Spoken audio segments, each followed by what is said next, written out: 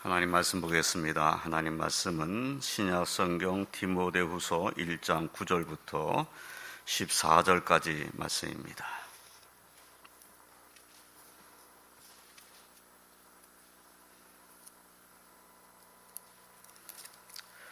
디모데후서 1장 9절로 14절 말씀, 제가 말씀을 봉독합니다. 하나님이 우리를 구원하사 거룩하신 소명으로 부르심은 우리의 행위대로 하심이 아니요 오직 자기의 뜻과 영원 전부터 그리스도 예수 안에서 우리에게 주신 은혜대로 하심이라. 이제는 우리 구주 그리스도 예수의 나타나심으로 말미암아 나타났으니 그는 사망을 패하시고 복음으로써 생명과 썩지 아니할 것을 드러내신지라. 내가 이 복음을 위하여 선포자와 사도와 교사로 세우심을 입었노라. 이로 말미암아 내가 또 이 고난을 받되 부끄러워하지 아니함은 내가 믿는 자를 내가 알고 또한 내가 의탁한 것을 그날까지 그가 능히 지키실 줄을 확신함이라. 너는 그리스도 예수 안에 있는 믿음과 사랑로서 내게 들은 바 바른 말을 본받아 지키고 우리 안에 거하신 성령으로 말미암아 내게 부탁한 아름다운 것을 지키라. 아멘. 할렐루야. 하나님께서 주시는 은혜가 항상 우리 성도님들의 삶 가운데, 가정 가운데 가득하시기를 주님의 이름으로 축원드립니다. 사도 바울은 평생을 예수 그리스도와 복음을 위해서 살았다 해도 과언이 아닌 그러한 삶을 살았습니다. 그러나 복음을 전하면서 그는 많은 고난을 겪었습니다. 고린도서 11장 22절로 23절의 말씀을 보면은 그 말씀에서 사도 바울이 받은 고난이 어떠했는가 하는 것을 알 수 있습니다. 그는 옥에도 많이 갇혔고 매도 수없이 맞았고 여러 번 죽을 뻔하였고 온갖 위험과 또 수고하고 애쓰고 여러 번 자지 못하고 줄이며 목마르고 여러 번 굶고 춥고 헐벗는 그러한 고난을 겪었습니다. 고린도후서 1장 8절로 10절 말씀에서는 형제들아 우리가 아시아에서 당한 환난을 너희가 모르기를 원하지 아니하노니 힘에 겹도록 심한 고난을 당하여 살 소망까지 끊어지고 우리는 우리 자신이 사형 선고를 받은 줄 알았으니 이는 우리로 자기를 의지하지 말고 오직 죽은 자를 다시 살리시는 하나님만 의지하게 하심이라. 그가 이같이 큰 사망에서 우리를 건지셨고 또 건지실 것이며 이후에도 건지시기를 그에게 바라노라 라고까지 말씀하셨음을 볼 수 있습니다. 그가 당한 환난이 얼마나 힘든 것이었는가. 마치 사형 선고를 받은 줄 알았다라는 이 말씀 속에서 그가 견디기 힘든 고난을 겪었다라는 것을 알 수가 있습니다. 그러나 사도 바울은 자신이 받는 이 고난을 부끄러워하지는 않았습니다. 그가 받는 고난은 죄가 있어 받는 고난이 아니었기 때문입니다. 그러므로 그는 빌립보서 1장 20절로 21절에서 나의 간절한 기도와 소망을 따라 아무 일에든지 부끄러워하지 아니하고 지금도 전과 같이 온전히 담대하여 살든지 죽든지 내 몸에서 그리스도가 존귀하게 되게 하려 하나니 이는 내게 사는 것이 그리스도니 죽는 것도 유익함이라 라고 담대히 말할 수 있었습니다. 사도 베드로께서는 베드로전서 2장 19절로 20절에서 이런 말씀하셨죠. 부당하게 고난을 받아도 하나님을 생각함으로 슬픔을 참으면 이는 아름다우나 죄가 있어 매를 맞고 참으면 무슨 칭찬이 있으리요. 그러나 선을 행함으로 고난을 받고 참으면 이는 하나님 앞에 아름다우니라. 예, 고난을 받는데 그 고난이 죄가 있어 매를 맞는 고난이란다면 그것은 아름다운 것이 아니죠. 칭찬받을 일이 아니죠. 죄가 있어 매를 맞는 것은 당연한 것이죠. 그러나 부당하게 고난을 받는다면, 그런데 그 고난 중에서 하나님을 생각하고 슬픔을 참는다면 그것은 하나님 앞에 아름답다 이렇게 말씀하십니다. 베드로전서 2장 21절로 25절에서는 이를 위하여 너희가 부르심을 받았으니 그리스도도 너희를 위하여 고난을 받아서 너희에게 본을 끼쳐 그 자취를 따라오게 하려 하셨느니라. 그는 죄를 범하지 아니하시고 그 입에 거짓도 없으시며 욕을 당하시되 맞대어 욕하지 아니하시고 고난을 당하시되 위협하지 아니하시고 오직 공의로 심판하신 이에게 부탁하시며 친히 나무에 달려 그 몸으로 우리 죄를 담당하셨으니 이는 우리로 죄에 대하여 죽고 의에 대하여 살게 하려 하심이라. 그가 채찍에 맞음으로 너희는 나무로 얻었나니 너희가 전에는 양과 같이 길을 잃었더니 이제는 너희 영혼의 목자와 감독 되신 이에게 돌아왔느니라 라고 말씀하셨어요. 아무 죄도 없으신 예수 그리스도께서 고난을 받으신 것은 우리 죄를 담당하시기 위함이었습니다. 우리 주님 예수 그리스도께서 우리를 위하여 고난을 부끄러워하지 아니하시고 고난의 십자가를 지심으로 우리가 죄성을 받고 우리는 구원을 받았습니다. 이 사실을 우리는 너무나 잘 압니다. 그렇다면 우리도 고난받으신 주님을 부끄러워하는 자의 삶을 살아서는 안 됩니다. 그리고 그 주님 앞에 부끄러운 자의 모습이 되어서도 안 됩니다. 이제 우리는 주님을 위해 받는 고난을 부끄러워하지 아니하고 우리 역시 자기의 십자가를 지고 주님을 따라가는 자의 삶을 살아야 합니다. 오늘 이 시간에는 사도 바울께서 고난을 받으시되 그 고난을 부끄러워하지 아니하셨던 모습을 생각하면서 은혜를 나누고자 합니다. 첫째로 사도 바울께서 받는 고난은 예수님의 본과 함께 받는 고난이었습니다. 사도 바울께서 고난을 받되 그 고난을 부끄러워하지 않을 수 있었던 이유는 그 고난이 주님의 복음을 전하기 위해서 받는 고난이었기 때문입니다. 사실 그는 스데반 집사께서 돌에 맞아 순교할 때 돌을 던지던 자들의 옷을 맡았던 사람이었을 뿐만 아니라 스데반이 돌에 맞아 죽음을 당한 그 현장에 있으면서 스데반의 죽음 당함을 마땅히 여겼던 사람이었습니다. 그는 교회를 핍박하는 자였으며 교회를 잔멸하려고 각 집에 들어가서 남녀를 끌어다가 옥에 넘겼던 자이기도 합니다. 그가 주님의 제자들에 대해서 여전히 위협과 살기가 등등하던 때에 대제사장에 가서 다메섹 여러 회당에 가져갈 공문을 청하였는데 다메섹에서 만약 예수님의 도를 따르는 사람을 만나면 남녀를 막론하고 결박해가지고 예루살렘으로 잡으려고 했기 때문입니다. 그만큼 이 사도 바울이 사울이라는 이름을 쓸 때 그 청년 때에 정말 예수 믿는 사람에 대해서는 살기가 느껴질 정도로 그렇게 위협적인 사람이었다는 것이죠. 그런데 사도행전 9장 3절로 9절 말씀을 보면 예수님께서 그러한 생각을 가진 그를 만나주신 사건이 기록되었습니다. 사울이 길을 가다가 다메섹에 가까이 이르렀을 때 호련히 하늘로부터 빛이 그를 둘러 비쳤습니다. 그는 땅에 엎드려졌습니다. 그때 음성이 들려왔지요. 사울아, 사울아, 내가 어찌하여 나를 박해하느냐? 그가 물었습니다. 주여 누구시니까? 예수님께서 그에게 말씀하십니다. 나는 내가 박해하는 예수라. 너는 일어나 시내로 들어가라. 내가 행할 것을 내게 이를 자가 있느니라. 얼마나 큰 충격을 받았을까요?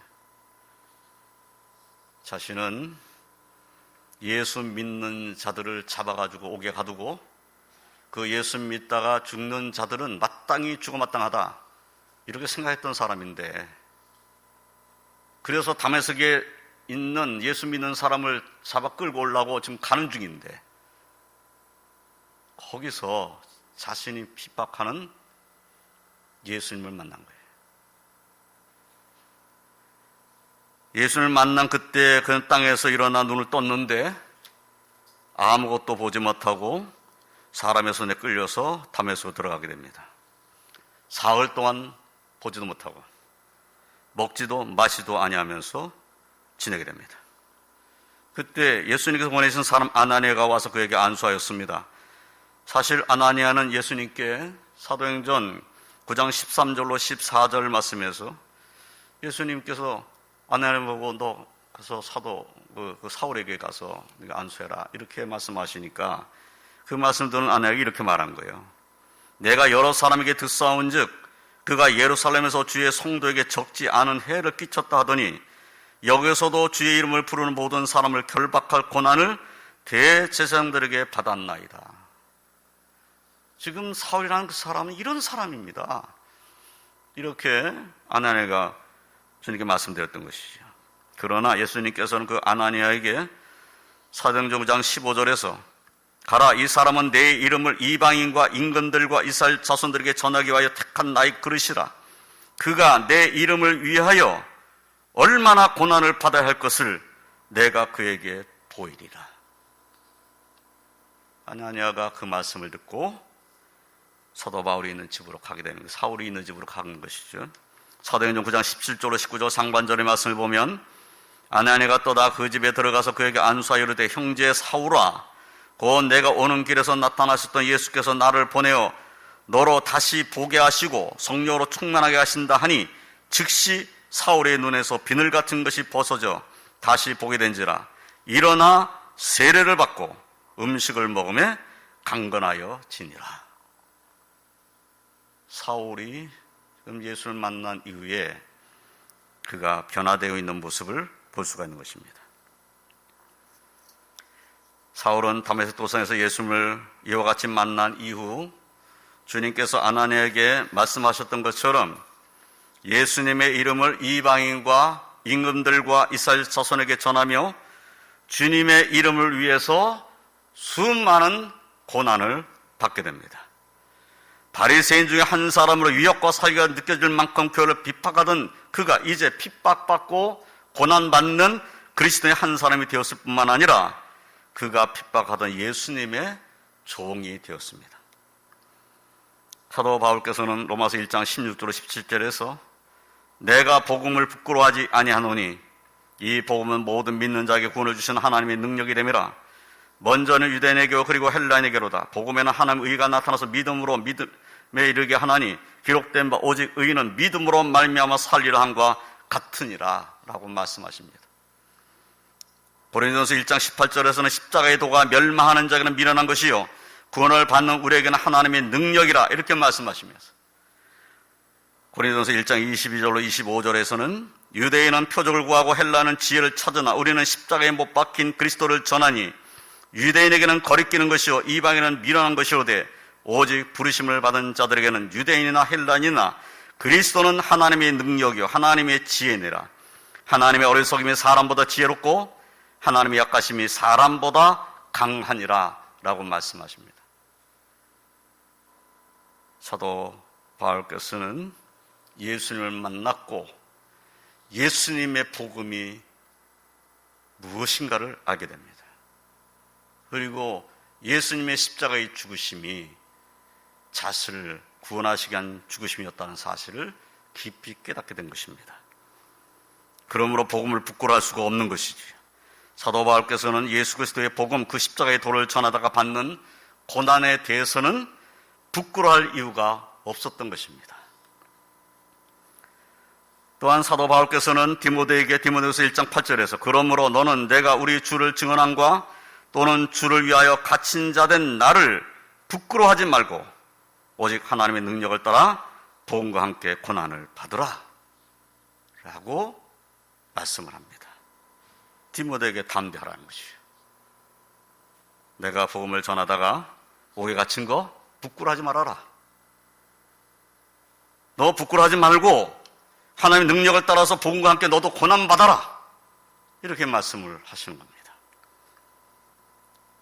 그리고 오늘 본문 13절로 14절에서는 너는 그리스도 예수 안에 있는 믿음과 사랑으로서 내게 들은 바 바른 말을 본받아 지키고 우리 안에 거하시는 성령으로 말미암아 내게 부탁한 아름다운 것을 지키라 라고 말씀하십니다.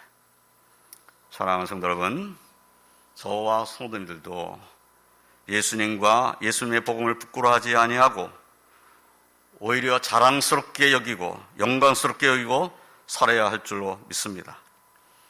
하나님의 아들 예수 그리스도를 믿는 것은 조금 더 부끄러운 일이 아닙니다. 내가 예수를 믿고 산다는 것이 그 누구 앞에서도 전혀 부끄러운 일이 아니라는 겁니다. 자신을 구원하시기 위해 십자가를 지신 예수를 믿지 않는 것이 오히려 부끄러운 일입니다. 복음은 모든 믿는 자에게 구원을 주신 하나님의 능력입니다. 복음에는 하나님의 의와 사랑 그리고 예수 그리스도의 그 은혜, 예수 그리스도로 말미암은 죄사함과 구원이 담겨져 있습니다. 복음은 부끄러운 것이 아닙니다. 예수님과 예수님의 복음과 함께 받는 고난 또한 부끄러운 것이 아닙니다. 모든 사람들이 어렵고 힘든 시간을 보내는 이때가 예수님의 복음을 전해야 할 때임을 우리는 확신해야 합니다. 사실은 세상 사람들은 지금도 교회에 대해서 부정적인 얘기를 하고 있지요. 예. 그러나 그 부정적인 이야기를 듣는다고 해서 예수님을 부끄러워해서는 안 됩니다. 내가 예수를 믿는다는 것을 부끄러워할 이유가 전혀 없다는 거예요. 또 예수님의 복음을 전하는 것이 전혀 부끄럽지 않다는 겁니다. 지금 모두가 어려운 이 시간에 그들에게 필요한 것이 뭡니까? 백신이면 다 된 게 아니죠. 세상 사람들이 정말 필요한 것은 예수님의 사랑입니다.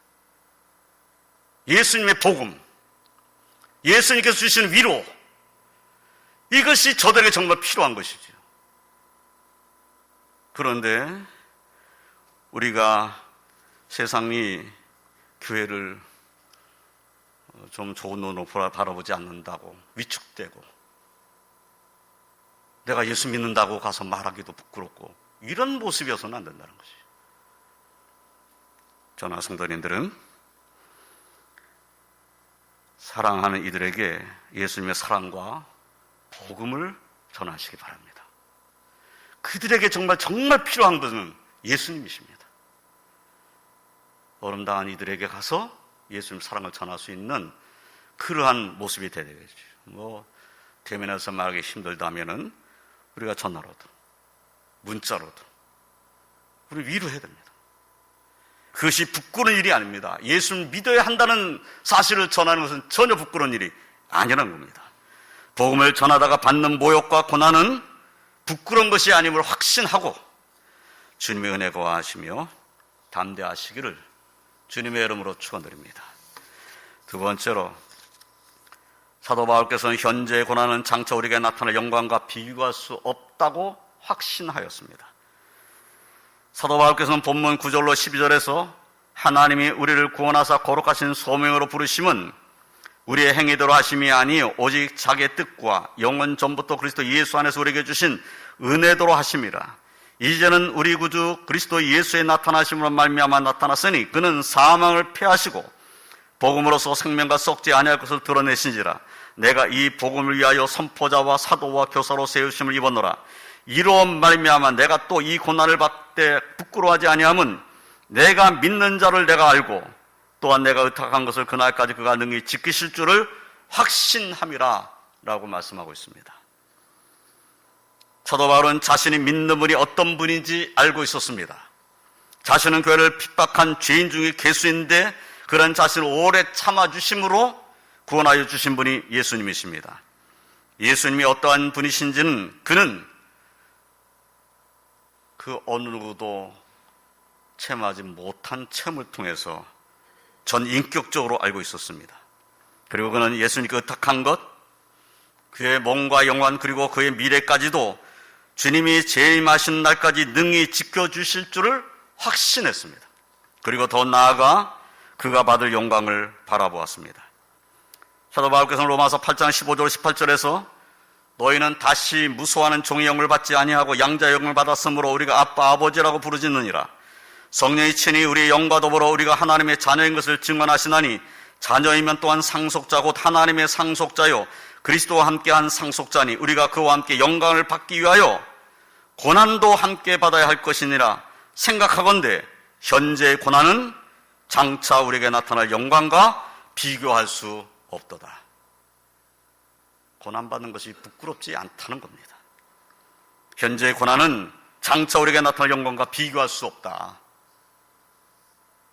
그렇죠. 현재 우리가 받는 고난은 지나가는 고난입니다. 결국은 지나갑니다. 끝날 날이 옵니다. 우리가 받을 영광은 영원합니다. 그 영광은 하나님 나라에서 누리는 영광입니다. 그리고 그 영광은 어느 누구도 빼앗아갈 수 없는 영광입니다. 그래서 우리가 받는 현재의 고난과 장차 우리가 나타날 영광을 비교할 수조차 없다는 것이죠. 예수님께서도 이미 마태복음 5장 10절로 12절에서 의를 위하여 박해를 받은 자는 복이 있나니 천국이 그들의 것임이라. 나로 말미암아 너를 욕하고 박해하고 거짓으로 너희를 거슬러 모든 악한 말을 할 때에는 너에게 복이 있나니 기뻐하고 즐거워하라. 하늘에서 너희의 상이 큼이라. 너희 전에 있던 선지자들도 이같이 박해하였느니라. 예, 주님께서 말씀하신 이 말씀을 우리는 기억해야 됩니다. 의를 위하여 박해를 받는 자는 복이 있다. 천국이 그들의 것이다. 그리고 그들은 하늘에서 받을 상이 크다. 주님의 말씀입니다. 예수님과 예수님의 복음을 위해서 받는 고난을 부끄러워하지 아니하고 두려워하지 아니하고 담대하게 믿음의 삶을 살아온 사도 바울께서는 디모데후서 4장 7절로 8절에서 나는 선한 싸움을 싸우고 나의 달려갈 길을 마치고 믿음을 지켰으니 이제 후로는 나를 위하여 의의 면류관이 예비되었으므로 주 곧 의로우신 재판장이 그날에 내게 주실 것이며 내게만 아니라 주의 나타나심을 사모하는 모든 자에게도니라 라고 담대하게 말씀하실 수 있었습니다.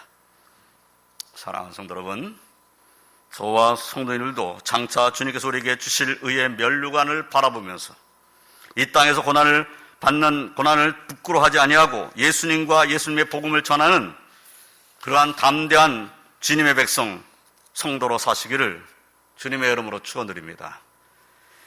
이제 말씀을 정리하겠습니다. 사람이 받는 고난을 죄가 있어서 받는 고난과 죄가 없음에도 불구하고 부당하게 받는 고난으로 나누어 볼 수 있을 것입니다.